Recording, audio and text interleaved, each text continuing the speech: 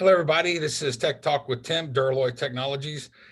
Joining me again for this next episode of the 100 Years of Duraloy is young engineer Ryan Markle, who's been with me in the past.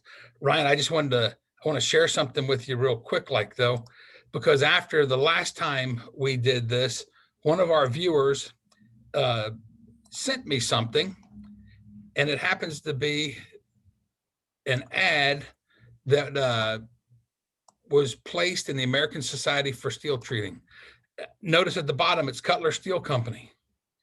Yes, in the last episode, you talked about how Cutler Steel licensed and trademarked the alloy Duraloy, which later became the Duraloy Technologies as we know it today.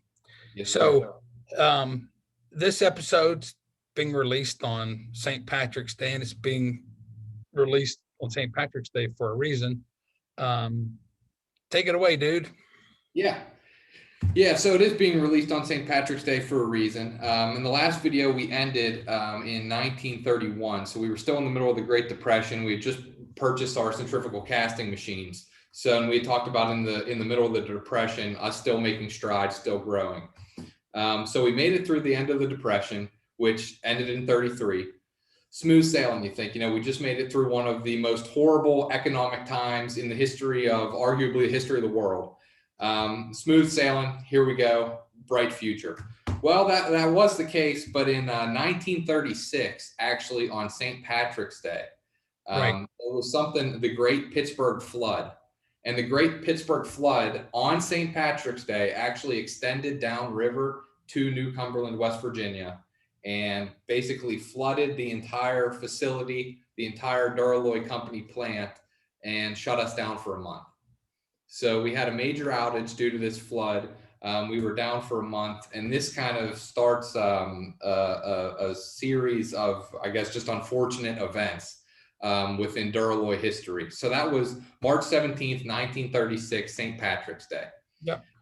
So then the following year in January of 37, less than a year later, there was actually a second flood that came down the river, hit New Cumberland, hit the Duraloy company, wiped out the whole plant with a flood. We were down in another outage. So that's pretty much worst case scenario, right? So two floods within a year, you would think. So that's January of 37, beginning of January 37. January 30th of 37, so the end of the month, the actual whole foundry was destroyed by fire. Wow. So beginning of January, flood, end of January, fire, destroyed the whole facility.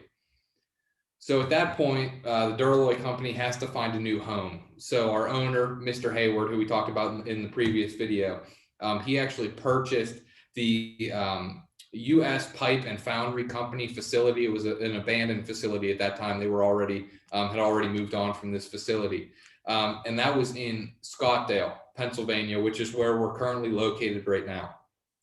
So this facility that we are in now was actually purchased by Mr. Hayward in February of 37. So then we moved everything from New Cumberland, relocated up here to Scottsdale, PA, where we've been ever since.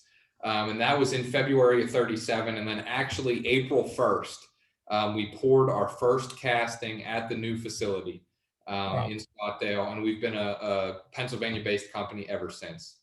So that was where we made our big transition from a West Virginian company to a Pennsylvania company.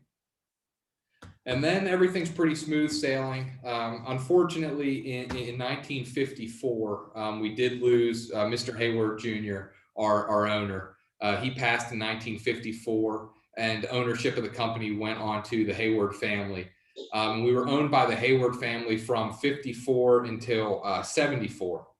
And then a company called White Consolidated Industries purchased Duraloy from the Hayward family. We were owned by the White Consolidated Industries from 74 for 11 years until 85. And then in 1985, a company which the name might be very familiar to people, especially if they're local to the Pennsylvania area, a company of Blawnox purchased Duraloy. There's actually a town of Blawnox here in Pennsylvania. and they make a lot of different equipment and things like that. Now you'll actually still see the name on some different equipment in this area. But Blawnox Corporation purchased Duraloy from White Consolidated in '85, and then it's smooth sailing. You know, there's still at this time there's still some ups and downs as far as Duraloy and industry and things like that go. But then we actually we head for a great turnaround, which I think we'll probably talk about in the next video. Tim, if you're all right with it, I actually have a special guest planned that I'm going to bring with me next time, and we're going to kind of talk about the next change in Duraloy history, which really kind of changed the course of the company and helped shape the future where we are today. So it's going to be an exciting one for the next one. All right, thank you. This is exciting.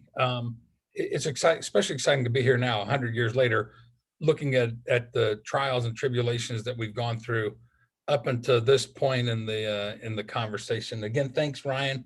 Appreciate it.